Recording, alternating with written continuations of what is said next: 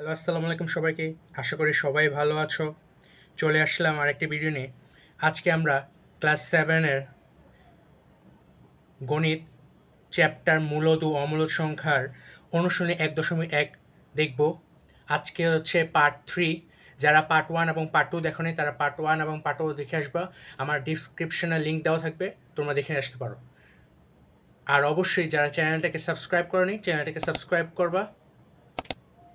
চলো আজকের ক্লাসটা শুরু করা যাক। 3 নাম্বার থেকে শুরু করব। 3 নম্বর বলা হয়েছে নিচের সংখ্যাগুলোকে কোনো ক্ষুদ্রতম সংখ্যা দ্বারা গুণ করলে গুণফল হবে পূর্ণ বর্গ সংখ্যা। ঠিক আছে, পূর্ণ বর্গ সংখ্যা। এখানে তোমাদের প্রথমেই জানতে হবে পূর্ণ বর্গ সংখ্যাটা কি। ঠিক আছে, পূর্ণ বর্গ ন্যূনতম কোন পূর্ণ সংখ্যা হলে এগুলা গুণ করা যায়। ঠিক আছে, এটাই বলছে কোশ্চেনে, যে এই সব সংখ্যা যেগুলো দেওয়া আছে ক খ গ হতে 147, 384, 1470, তারপর হচ্ছে 23,805, এগুলো যে কোন পূর্ব সংখ্যা গুণ করলে ন্যূনতম, ঠিক আছে, ন্যূনতম হতে হবে সেটা। চলো আমরা শুরু করি। প্রথমে এই ম্যাথগুলো পূর্ণ সংখ্যাটা কি।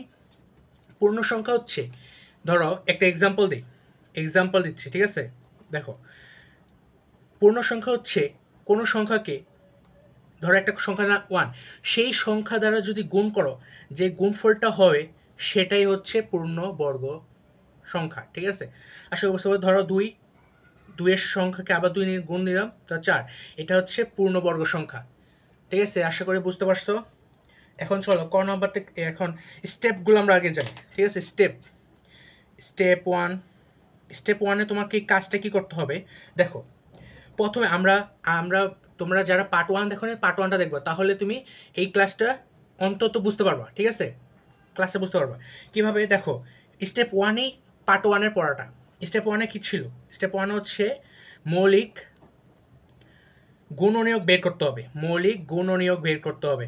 আমরা পার্ট 1-এ দেখাইছি মৌলিক গুণনীয়ক কীভাবে বের করে। মৌলিক গুণনীয়ক বের করতে হবে। প্রথমে মৌলিক গুণনীয়ক বের করতে হবে সংখ্যাটার। সেকেন্ড স্টেপটা কি হবে? সেকেন্ড স্টেপটা হবে জোড়া করা। জোড়া করব। ঠিক আছে, সংখ্যাগুলোকে, দুটা একই সংখ্যাকে আমরা জোড়া করব। তারপর 3 নম্বর স্টেপটা কি? 3 নম্বর স্টেপটা হচ্ছে জোড়াবিহীন যেটা থাকবে সেটাই হবে তোমার অ্যান্সার। জোড়াবিহীন এটাই হবে অ্যান্সার। এখন আপাতত বুঝতে পারবা না, যখন আমরা ম্যাথটা করব তখন স্মুথলি বুঝে যাবে তোমরা। ঠিক আছে, এখন দেখো 3-এর কটা আমরা শুরু করি। 3-এর ক ছিল কি? 147। ঠিক আছে, 147। তাহলে আমরা কি করতে পারি? 147কে মৌলিক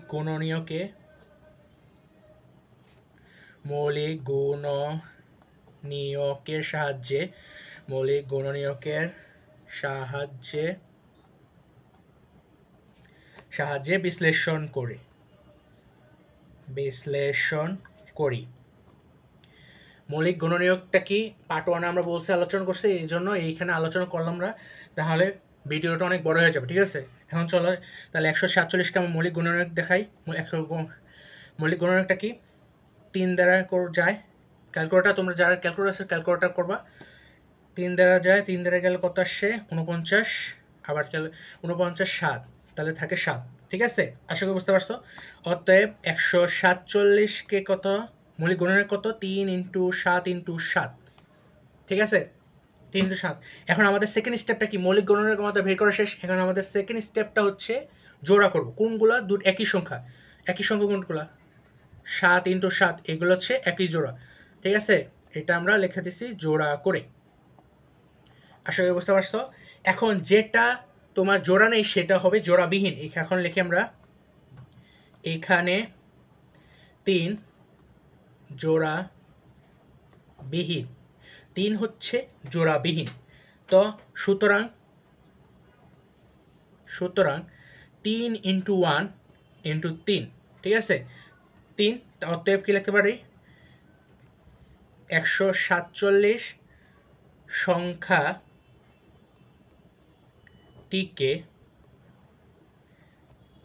3 দ্বারা আচ্ছা তোমরা ভাবতে পারো এখানে আমি 1 কেন দিচ্ছি, 1 দ্বারা গুণ করছি কেন। তোমার ধরো আরও সংখ্যা যেটা আছে, ধরো 2 আসছে, 2 থাক সামনে দেখবো আমরা 2 আসছে বা আরও সংখ্যা আছে, সেগুলো মিলবে না, ঠিক আছে। যেগুলো মিলবে না সেগুলোকে আমরা গুণ করবো, গুণ করে যেটা আসবে সেটাই পূর্ণবর্গ সংখ্যা হবে, ঠিক আছে। এখন দেখো এটার সাথে কোনো 3-এর সাথে আটকানো তো ছিল না, এই জন্য আমরা 1 গুণ দিছি, 1 গুণ দিয়ে আমরা 3 আনছি, ঠিক আছে, এটা ডিফল্ট। এখন 147 সংখ্যাটিকে 3 দ্বারা গুণ করলে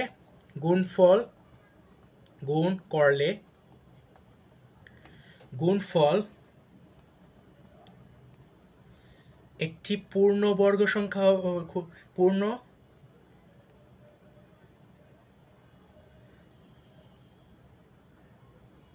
ক্ষুদ্রতম পূর্ণবর্গ সংখ্যা হবে, ঠিক আছে। ক্ষুদ্রতম কোশ্চেনের ক্ষুদ্রতম পূর্ণবর্গ সংখ্যা হবে, ঠিক আছে। আশা করি বুঝতে পারছো। প্রথম ম্যাথটা অতএব অ্যান্সার লিখবা, নিম্নে ক্ষুদ্রতম সংখ্যা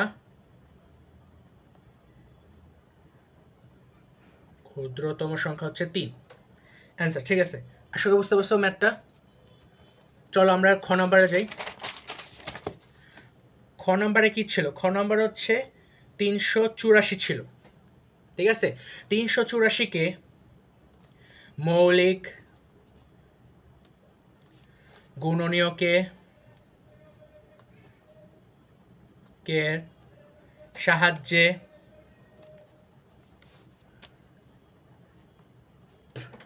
সাহায্যে বিশ্লেষণ করি। এখন আমরা কি বিশ্লেষণ করি দেখো, 384, এখন দেখো এটা কত দিয়া ভাগ যায়?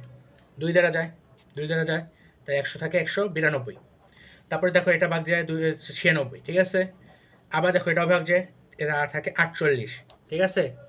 তোমরা ক্যালকুলেটারতে করো, আর আমি এটা দেখো, এটা 2 দ্বারা করলে এটা 24 থাকে, আবার এটা 2 দ্বারা করলে 12, এটা 2 দ্বারা করলে এটা 6, এটা 2 দ্বারা করলে এটা 3। আশা করি বুঝতে পারছো। এখন অতএব কি লিখবো আমরা? 384 মৌলিক গুণনীয়কগুলো কি কয়টা? 1 2 3 4 5 6 7টা। তাহলে আমরা 7টা 2 লিখি, 7 3টা 4টা 5টা 6টা 7টা, আর এই 3 ছিল। এখন আমরা জোড়া করি, 2 × 2 এটা জোড়া, 2 × 2 2 × 2 × 2 × 3, তাহলে এটা জোড়া এটা জোড়া। আশা করি বুঝতে পারছো। আমরা সেকেন্ড স্টেপটা কি ছিল? জোড়া করা, তো আমরা জোড়া করছি, জোড়া করে, ঠিক আছে। এখন আমরা লিখতে পারি আমাদের, তাহলে সুতরাং কি, সুতরাং 2 এবং 3 জোড়াবিহীন। আমরা এটা লিখতে পারি জোড়াবিহীন না, ঠিক আছে, তারা তো আর জোড়ায় নেই।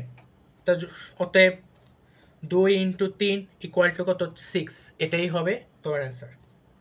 তেমন তুমি লিখতে পারো 384 সংখ্যাটিকে 6 দ্বারা গুণ করলে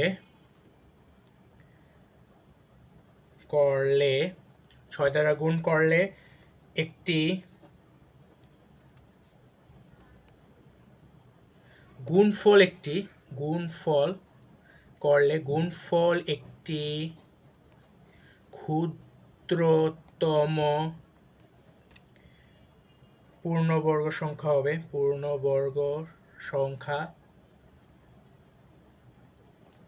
হবে। অতএব নিম্নে ক্ষুদ্রতম সংখ্যা কি? ক্ষুদ্রতম সংখ্যা 6।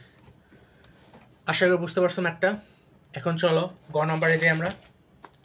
গ নাম্বার, ঠিক আছে। গ নাম্বারে 1470 একে আমরা মৌলিক গুণনীয়ক করি। মৌলিক গুণনীয়কের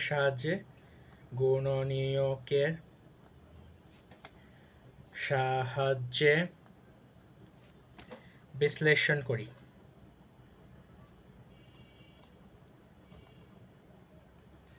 তা এখন এটা বিশ্লেষণ করি আমরা। এটাকে ধরো ক্যালকুলেটর করলে কত দেওয়া যায়, 2 দ্বারা দেখি কত যায়, 2 দ্বারা গেছে, তা 2 দ্বারা গেলে এটা 7 3 5 থাকে। আবার দেখো এটা ক্যালকুলেট করতে যায়, 3 দ্বারা যায়, 3 দ্বারা গেলে এটা 245। আবার ক্যালকুলেটর করে দেখো কত আসে, 5 দ্বারা যায়, 5 দ্বারা গেলে এটা 49, 49 তো 7 দ্বারা 7, ঠিক আছে। আশা করি বুঝতে পারছো। এখন অতএব আমরা লিখবো 1470, একে কী থাকে, মৌলিক গুণক 2 × 3 × 5 × 7 × 7।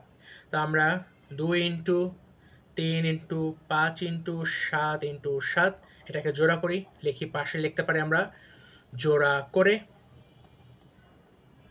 ঠিক আছে, জোড়া করে লিখতে পারি। যারা ক্লাসটা বুঝতেছো না অবশ্যই পার্ট 1টা দেখে আসবা, আমার ডিসক্রিপশনে লিঙ্ক দেওয়া থাকবে, তোমরা পার্ট 1টা দেখে নিবা, ঠিক আছে। এখন জোড়া করছি, তাহলে বিহীন কোণগুলো আমরা শিখে লিখবো। এখানে 2, 3 ও 5 জোড়া বিহীন, 5 হচ্ছে জোড়া বিহীন। তাহলে সুতরাং কি, 2 × 3 × 5 এগুলো হবে গুণ, তাই গুণ করলে হয় 3 × 2 = 6, 6 30, 30। তো তোমার অ্যান্সারটা কি হবে, 30। এখন দেখো 1470 সংখ্যাটিকে 30 দ্বারা গুণ করলে, 30 দ্বারা গুণ করলে গুণফল একটি পূর্ণবর্গ সংখ্যা হবে, পূর্ণবর্গ সংখ্যা হবে। অতএব নিম্নে ক্ষুদ্রতম সংখ্যা হচ্ছে 30। এটাই তোমাদের অ্যান্সার। আশা করি বুঝতে পারছো। এখন চলো আমরা 4 নাম্বারটাতে যাই। 4 নাম্বারটা কি বলছে, 4 নাম্বার ম্যাথে, 4 নাম্বার ম্যাথে বলছে 23,805, ঠিক আছে। এটাকে মৌলিক গুণনীয়কের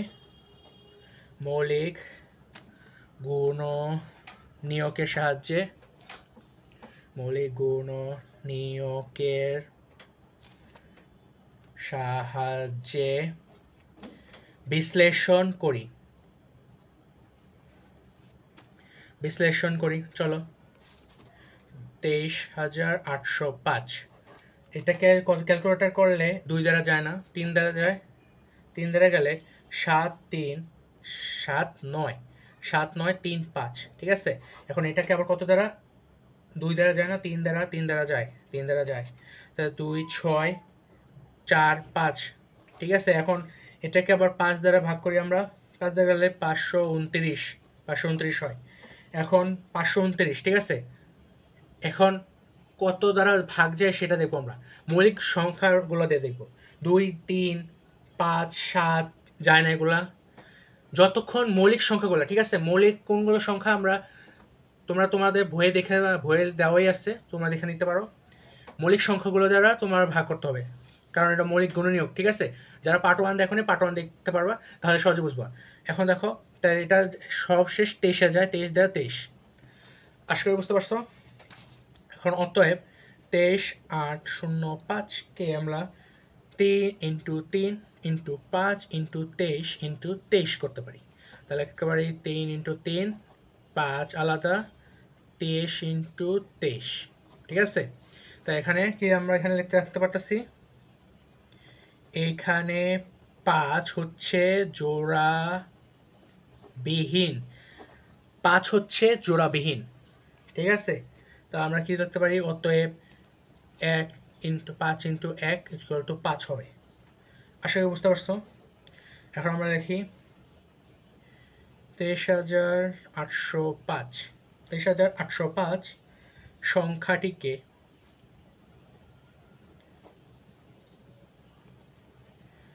5 দ্বারা গুণ করলে গুণফল একটি পূর্ণবর্গ সংখ্যা হবে। ঠিক আছে, অতএব নিম্নে ক্ষুদ্রতম সংখ্যা হচ্ছে 5। এটাই কাঙ্ক্ষিত তোমার অ্যান্সার। আশা করি ক্লাসটা বুঝতে পারছো আজকের। যারা ক্লাসটা বুঝো নাই তারা অবশ্যই পার্ট 1 দেখে আসবা, ডিসক্রিপশনে লিঙ্ক দেওয়া থাকবে, তোমরা দেখে নিবা। আজকে এই পর্যন্তই, সবাইকে আল্লাহ হাফেজ। যারা চ্যানেলটা এখনো সাবস্ক্রাইব করো নি, সাবস্ক্রাইব করবা। ঠিক আছে, আল্লাহ হাফেজ।